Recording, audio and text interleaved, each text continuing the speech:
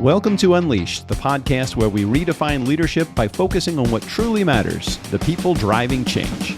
Change leadership is about guiding people through transformation in a way that inspires them to embrace change because they believe in it.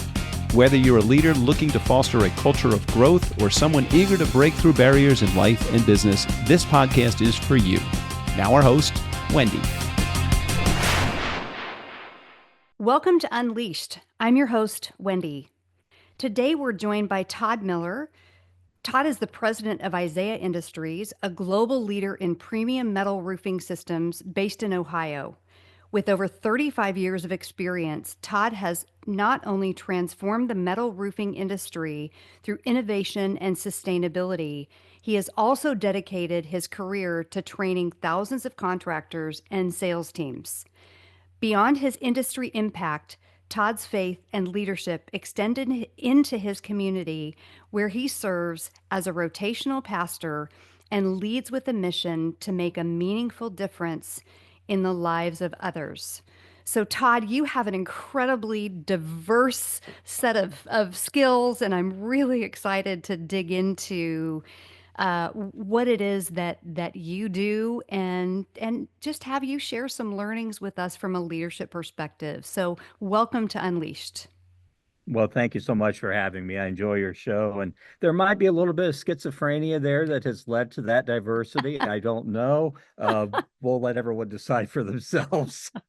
Well, I love that so much. And I'm curious, what is a rotational pastor? Good question. Our main church, I live in a town of about 20,000, and our home church established a satellite church a number of years ago that kind of serves what I kind of call the downtown population. Some folks that maybe aren't comfortable coming into that really big church setting. And I am blessed to be able to serve there as one of the leaders, and I get to teach. So really, probably rotational teaching pastor would be a better term for that. But I get to teach several times a year, usually about 15 to 20 times a year. You'll get to see me up in the pulpit, and it's just a real blessing by the relationships that I've established through that. That's fantastic. I love that so much. Well, share a little bit about what first comes to mind if you were to outline your professional journey. It's a good question. When I came into the business, had been started by my father back in 1980, and I came into the business full time in 86. But one of the things that was kind of a hallmark of our business in the early years, and kind of metal roofing industry in general, is metal was being used a lot commercially on restaurants and banks and things like that. Not a whole lot of it being used residentially. Now, if you went back 100 years prior, there was a lot of residential metal roofing, but through the war efforts and the demands for metals, it had kind of fallen by the wayside. And so when I came into the business in 86, we kind of saw that commercial business was going to be prone to architectural fads and cycles and economic cycles and all that. But there were a few people out there selling residential metal roofing. And so what I had the blessing to do was just to go out and spend time with them, learn what they were doing, and then go out and develop new contractors to sell residential metal roofing. And, during that time, we, as an industry, have grown from, where our market share probably didn't even measure in the mid 80s, up to about 16% share of the residential roofing market today. And I like to think I've had my fingerprint on that a tiny bit. Wow. You've done a lot in just a very short period of time. It has grown rapidly, and one of the best things that I've been involved with back about 25 years ago, a few manufacturers got together and we said, look, we're not really each other's competition. We don't like being in the same room with each other sometimes because we think we are each other's competition. But when metal had about a 2% market share and asphalt shingles had an 80% market share, that was our competition. And so a few of us got together and formed a trade organization called the Metal Roofing Alliance. which was kind of like the Got Milk campaign. So, we were promoting residential metal roofing generically. And that's had a big part to do with our market growth as well. And a funny side story on that is when we established that organization, we actually wrote into our bylaws that the organization would probably be sunsetted after 5 years. We would have done everything we could as a group, and it would be time to move on and go our own competitive individual ways. But here it is 25 years later, and the organization is still going very, very strong. And that's a group called the Metal Roofing Alliance. And it continues to be really the source of education and information for consumers who may be faced with a roofing decision. Mm. So it sounds like a big part of your professional journey has been innovation. It seems like just listening to you, you're always looking for, what are the commonalities and what's next and how do we make this industry better? And so as you've been walking along your professional journey, how have you known that you're doing the right things and you've chosen the right career? Sure. It's a good question. And that question kind of makes an assumption that I hope is true. I hopefully am in the right place where I'm supposed to be. But I think that for me, it really has boiled down to relationships. And you're right. I'm oftentimes the guy in the room that is throwing out these cockamamie crazy ideas that make everyone just say, okay, Todd. But then, down the road, we kind of finesse that into something. But you have to have those relationships. One of the terms that I always make is you got to have a little change in people's pockets. And I don't care if you're trying to change something, if you're trying to influence something, if you're trying to change someone's behavior to meet the organizational goals. You've got to have some change in their pocket first. You have to earn that respect and earn that opportunity to actually make suggestions to them or bring ideas to the table. And for me, it's always been about relationships. I had ended up by default with a communication degree in undergrad. And I say by default because I came out of undergrad thinking, gee whiz, I'm not sure that this really prepared me to do anything. Mm. But I think what it did show me was the importance of interpersonal relationships and, of course, how communication impacts all that. Yeah. Well, communication, relationships, all of that, it really sounds like has led to your personal leadership style, as well as it seems like your faith also is a big part of your leadership style. So dig into that a little bit more. Sure. What makes you tick as a leader? I think a lot of it is relationships. So an interesting story on that. The company was actually founded with a different name. It was originally called Classic Products. And about 2011, which was about the same time that my business partner today, who actually had been a roommate of mine in college and we'd been friends for years, purchased my dad's interest in the company. And we also chose to change the name of the company. And that was when we chose the Isaiah Industries name. And I think that one of the reasons we changed the name was related to branding, and I won't get into all the complexity of that, but we felt it was important for us to have a different umbrella name for the company, and then we go to market through several different brands that we manufacture. But the Isaiah Industries name was chosen from our faith, and I think we had hit a point where I think a lot of people who are Christians in the marketplace, they may not behave badly in the workplace. I hope they don't, but they still kind of silo their workplace from their Mm, faith life. And, here we were both in careers that had been our whole lives. And for all intents and purposes, we're going to be our entire lives and careers. And we felt it was important to bring our faith and our business together. And I remember one of the things I remember, one of our team members, when we changed the company's name to Isaiah Industries, and that is named after the prophet Isaiah from the Bible. And there's some particular scripture from the book of Isaiah that we've referenced a lot. But one of my team members said, I'm not a Christian, Todd. I'm not sure what this is going to mean to me. And I said, yeah, but what do you care about? And they said, well, really, it's my relationships with my customers and my mm, coworkers. So that's all we're asking of you is to honor and protect and have good relationships. And that person is still a team member of ours and has been with me for about 35 years at this point as well. Yeah. Well, Todd, that's a bold move, to first of all change names and to change names using a biblical prophet. And I'm sure that there are challenges that you come up against being so bold in your faith in business, and I'm sure that that also works for you in a lot of ways. What are some of the challenges that you come up against being a faith-based business?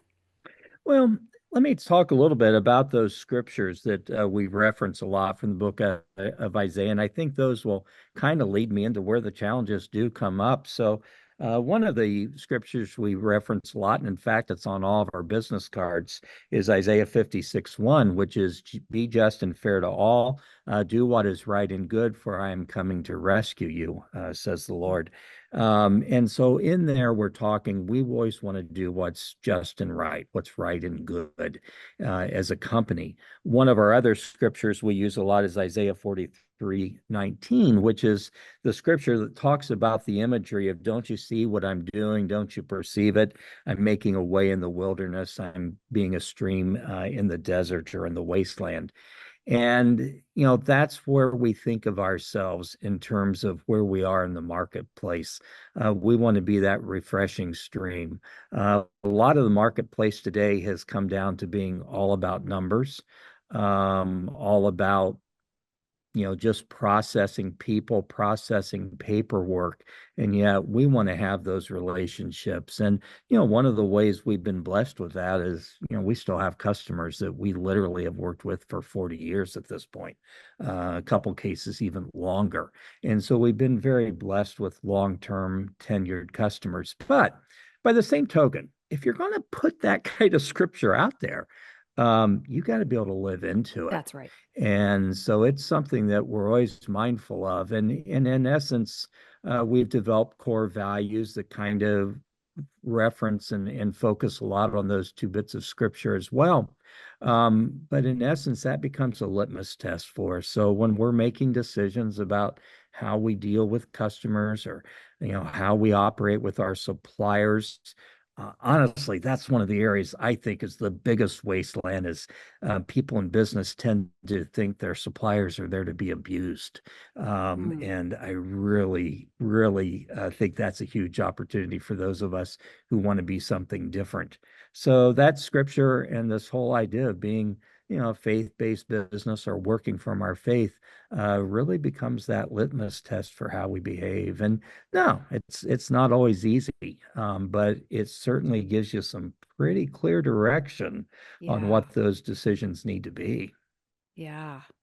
Well, it gives you direction. It also, I would think accountability would be one of the Sure. challenges that, what you said, living that and each one of your people living that and representing Isaiah ministry in terms of the vision. I think, that would be a challenge for sure. And getting all your leadership on the same team and, living the mission. It can be. Now, one other area we've been really blessed is, we have an average tenure of team member across our company of about 17 years. And so that means that most of our folks are pretty on board with what we're doing. And Yeah. that goes from the plant floor, through all areas of the company. And so very, very blessed in that respect. But, one of the areas, and I'll just kind of call one of the most difficult areas we have with this is as a manufacturer of building products, we can provide a warranty on our product, and it's a very strong, solid warranty, but I can't warrant that the product's going to be installed right. Now, Mm. and it has to be installed right in order to function properly. And we take a lot of steps. We've got about 12,000 square foot here, devoted to a training area where we bring contractors in and train them how to market our products, how to install our products. But by the same token, we have to be very upfront with consumers, even in explaining our warranty in the first place, that ours is a material warranty and you get a workmanship warranty from the contractor. Now, that said, Have I had times where contractors, maybe had gone out of business and maybe some problem came up with a job they had installed years ago? A lot of times we'll step in and take care of those, but Mm, we still have to explain to customers ultimately there were two warranties there, and we do our best to make that very, very clear. But I think it's an area that the building products industry kind of doesn't talk about a lot. They talk about, well, this is a roofing shingle with a 50-year warranty, but they don't tell you all the exclusions in that warranty that mainly have to do with it has to be installed right. And yeah. we try to be very upfront with those things. But still, we also step in when we got to step in and do the right thing. We step in and do the right thing. Yeah. Wow. And what a challenge because, I myself am a contractor often, and I work with companies that have contractors, and it is so hard to have, to make sure that that same mentality comes across with contractors. So you've trained thousands of contractors and sales teams over your career. What Mhm. do you think are the most critical skills and mindsets for success in today's competitive construction and home improvement industry? So one of them really tends to be a lot of contractors um, are not the best at pricing what they're selling. Mm, And one of the things they often think is, well, if I have to, I get into this, I'll find some corners I can cut, or I'll find someone that will do it a little cheaper for me, or maybe I'll try to cheat them out of a little bit. And that's happened a lot in the construction industry. And that property owner ends up with a bad job because simply because the contractor didn't sell for enough money, and then they were mm, cutting corners later.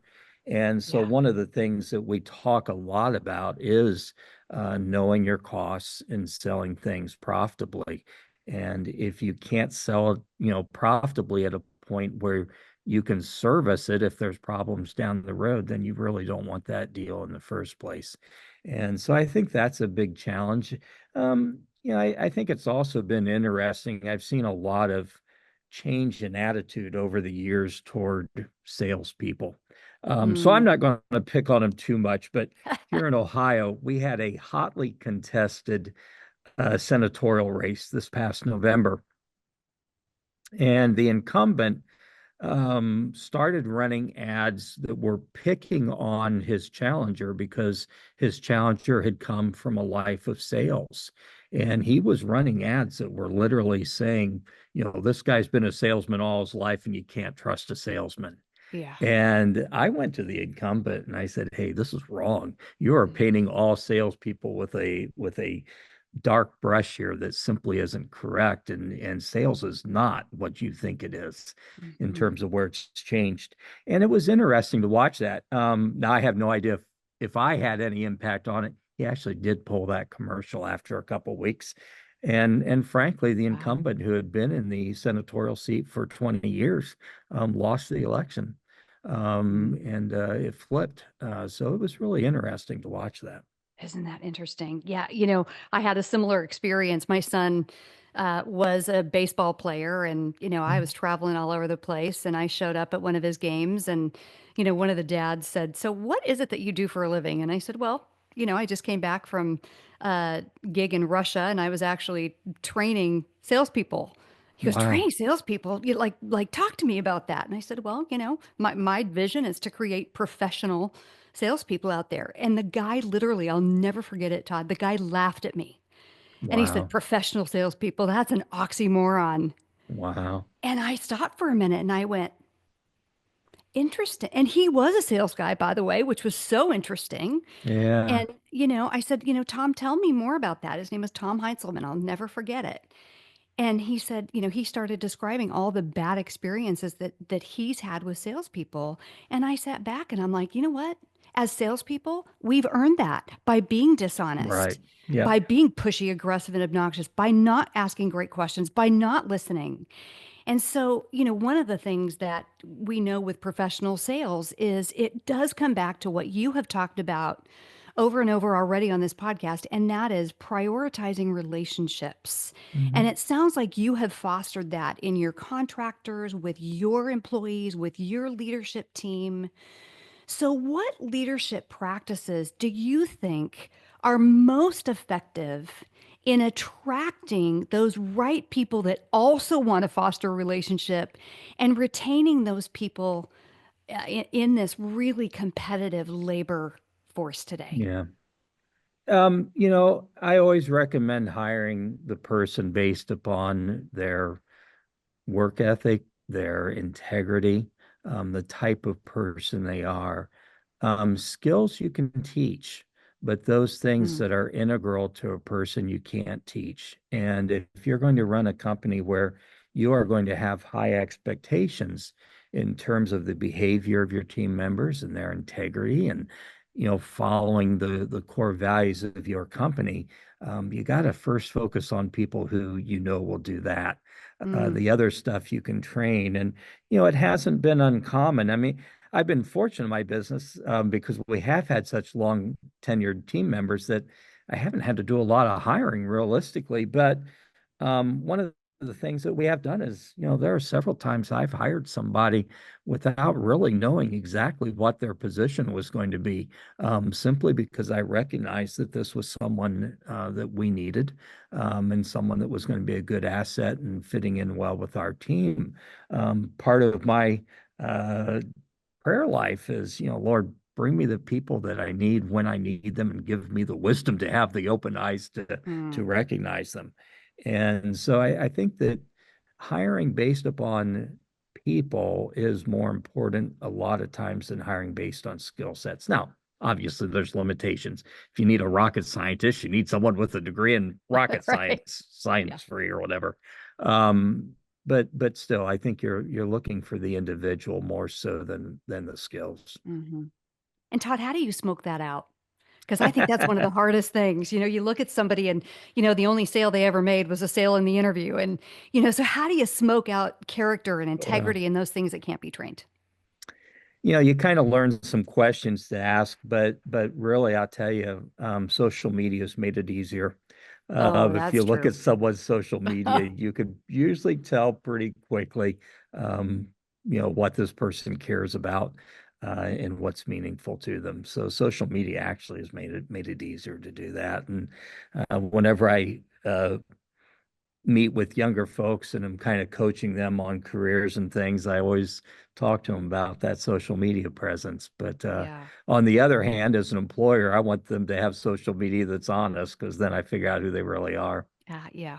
Well, and you can probably smoke that out pretty quickly too, Yeah. looking at the consistency of that. So, yeah, so let's change directions a little bit. You mentioned, looking at this new generation, this what are talk to us about, I know community involvement in relationships is really important, and there is a new younger generation in the workforce. What does hmm that look like with this younger generation?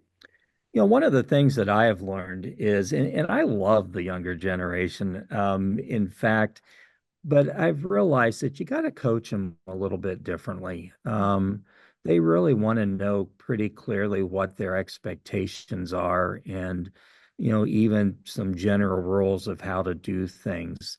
I think when I was coming into business, it was more sort of, oh, here, go do this.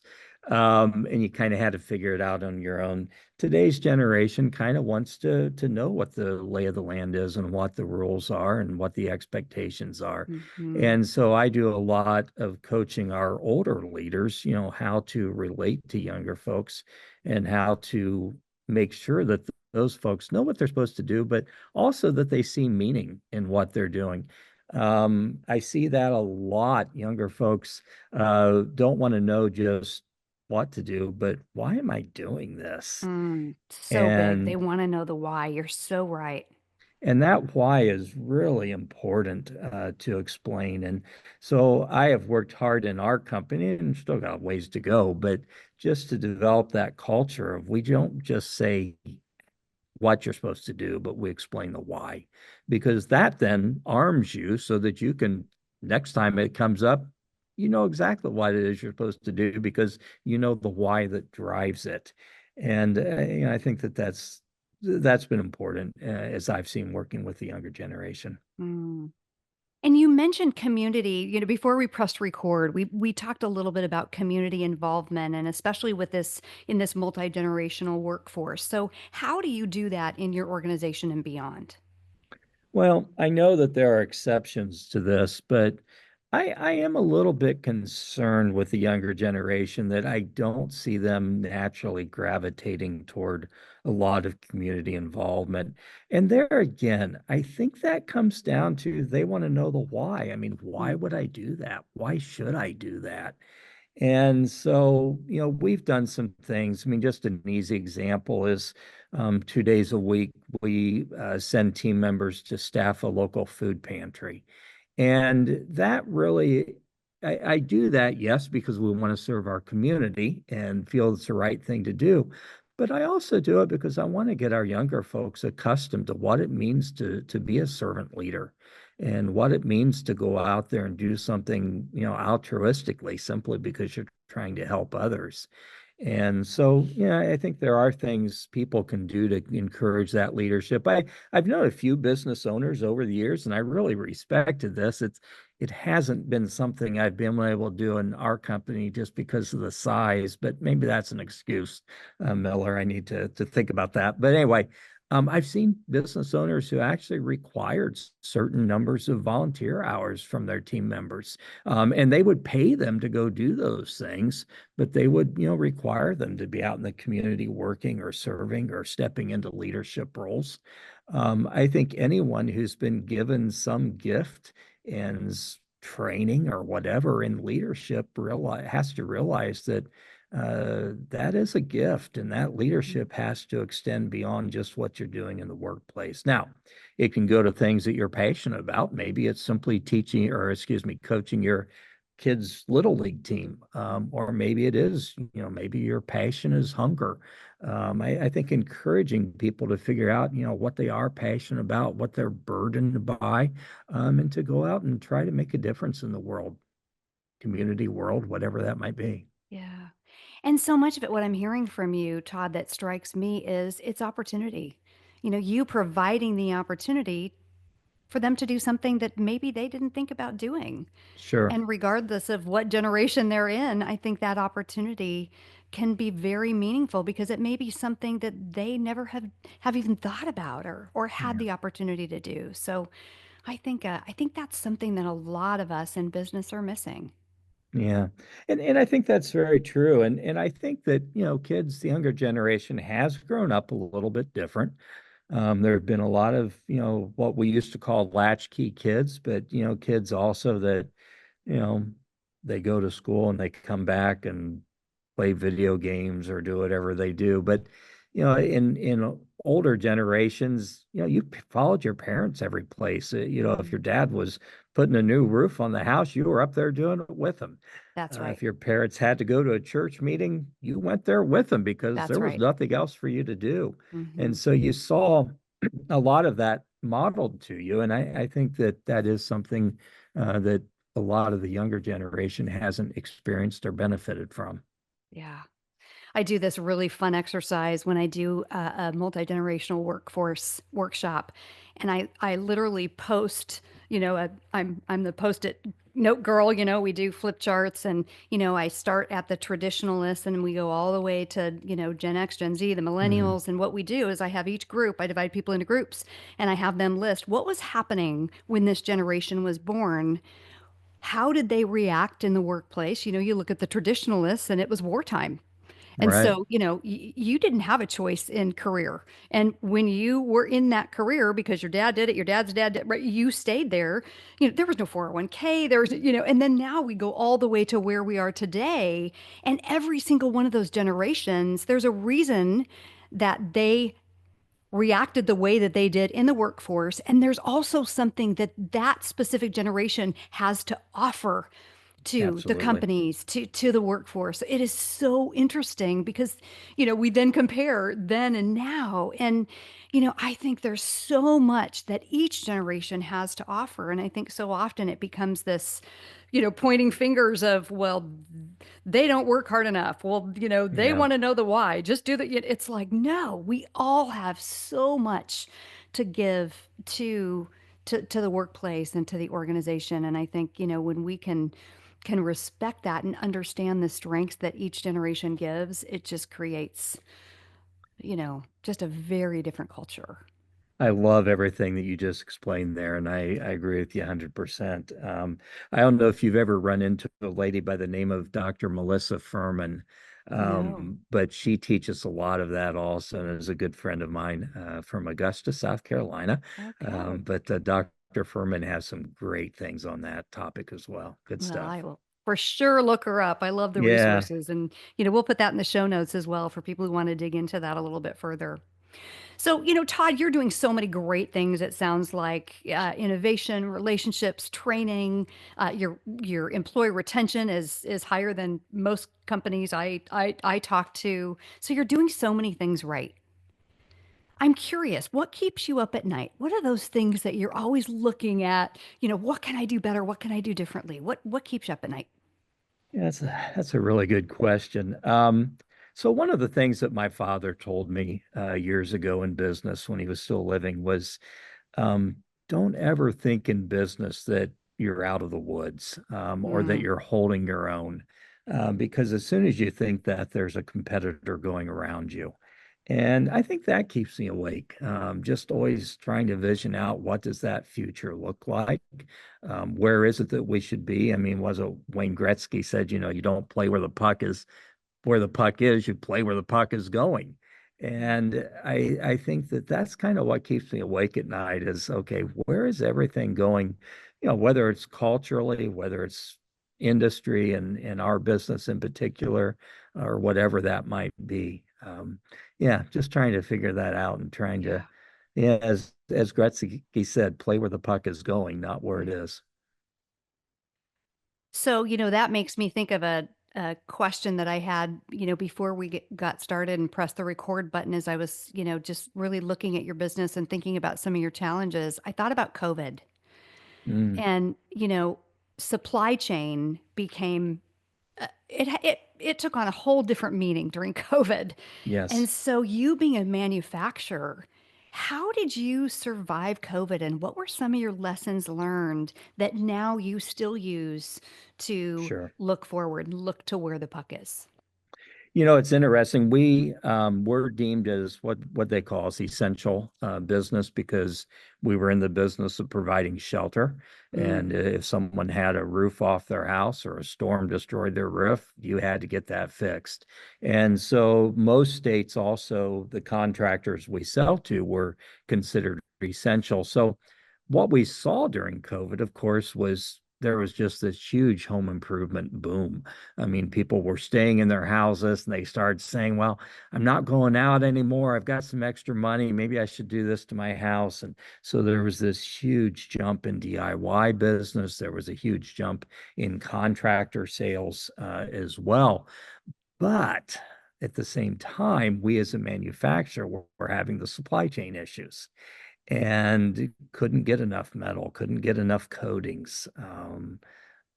All kinds of things like that. And I think that one of the areas that became really a challenge for us out of COVID was we saw a lot of change in the mentality of our suppliers. And, one of the things that also happened with COVID that we don't talk a lot about, but there was a pretty big turnover in terms of the workforce. And you had a lot of older workers who just said, I'm hanging it up. I'm going to go ahead and retire.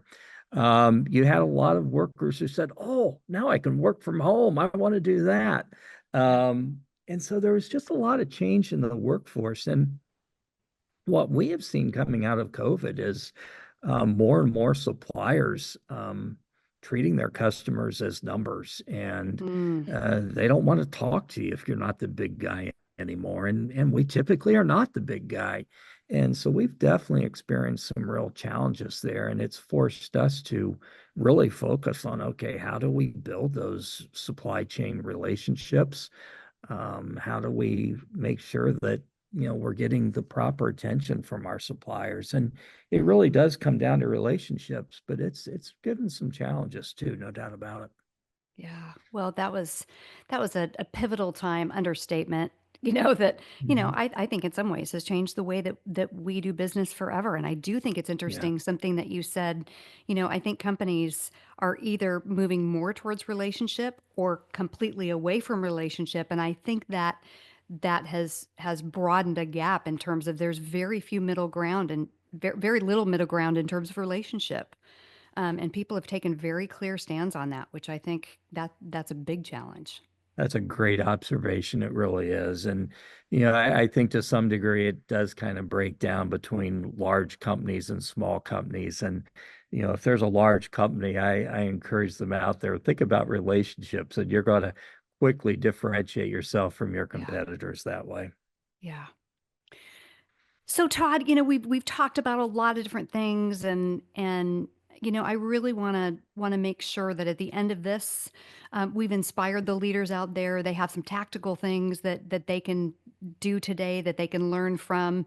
As someone with decades of leadership experience across business, trade organizations, nonprofits, how do you define your leadership legacy, and what impact do you hope to leave on the industry and your community? I know that's a big question. Sure. I think a lot of it is being innovative. Word that I use a lot is be curious. If someone hasn't told you the why of something, ask yourself and go out and figure out the why. So I think being curious leads to innovation, leads to new things. The speed of innovation just keeps increasing dramatically. I forget what Mhm. that rule is about innovation and change, but it keeps increasing dramatically. And so the Mhm. companies that are going to thrive and prosper in the midst of that are going to be the ones that are being the change makers, not the ones being buried. Kind of goes back to what my dad told me years ago. But then I think as individuals, as leaders, you got to think a lot about, uh, what have I been burdened with? I mean, maybe it comes from your faith. Maybe it just comes from your past experiences. Maybe you were a foster kid, and so now you care a lot about foster children. But figure out what it is that you really care about, and realize that you might be being called to be a leader, not just in the workplace, but someplace else as well, based upon those burdens and passions that you have. Yeah. I call that burning in your belly. Yep, I love it. I love Like it. what is that burden? What is your burning in your belly? And then do something about that, because I do think you're exactly right. Our circumstances dictate our future Mhm. sometimes. And so, where we have been blessed and where we have worked through challenges to give back, I think that in and of itself is an incredible leadership legacy. So Yeah. I appreciate that you do that, and you do look at innovation, and at the same time you're not looking at innovation at the cost of relationship. You're looking at relationship as a foundation for your leadership, and clearly that has boded very well for you in business and in life, it sounds like. Well, as you explain that, you make a whole lot more sense out of it than I typically do. So kudos to you. Good job. Yeah, so I always like to leave, Todd, our listeners with something actionable. So, whether the people listening are industry professionals, whether they're business leaders, aspiring change makers, as you said, um, what would you say? What advice would you give to our listeners? What can they do today to become better leaders in Sure. life and in their communities? Sure. I think there's a couple things. First of all, I believe in playing to your strengths, know what your strengths are and play to those. But by the same token, you still realize it comes down to relationships. So um, take the time to analyze the relationships in your life. Look for the ones that you're saying, gee whiz, that could be stronger, that could be better. Mm. Go out there and make it better. Do what you got to do to make it better. Yeah. Share love, share peace, share just connection with people and improve those relationships. Yeah, so well said. And, small things make big impact. And I think Sure. sometimes, we look at the whole world, we go, how can we change the world, instead of looking at it as, what's my burning in my belly? What impact can I have? And what can I do today to make someone else better? I love Yeah. it. Good stuff.